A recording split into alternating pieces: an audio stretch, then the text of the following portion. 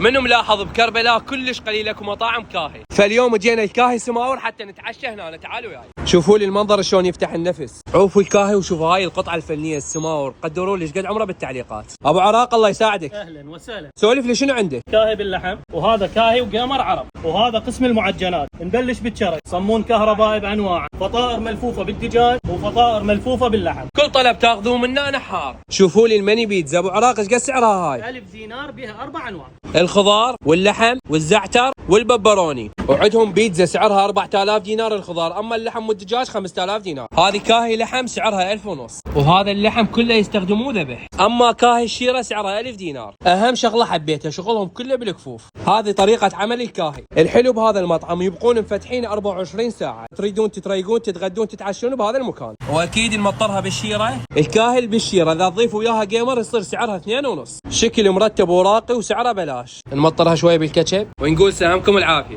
الله شاهد طعم الكاهي الاولي. الكاهي بالشيره والجيمر عرب مال الساعه 7 الصبح، وتشغلون فيروز وتتريقون هذا الريوق الدسم. كل طاقه فول سعرات حراريه، وموفرين خدمه التوصيل لكل احياء كربلاء. ايضا عندهم توصيل عن طريق طلباتي وتوترز، واذا كان طلبك من 12 فما فوق توصيلك يكون مجاني. اليوم كنا يم كاهي سماور، عنوانهم كربلاء الانتفاضه الثانيه، شارع محطه سما كربلاء قبل ما توصل فلكة حي الميلاد. انتظرونا بفيديو جديد. تحياتي.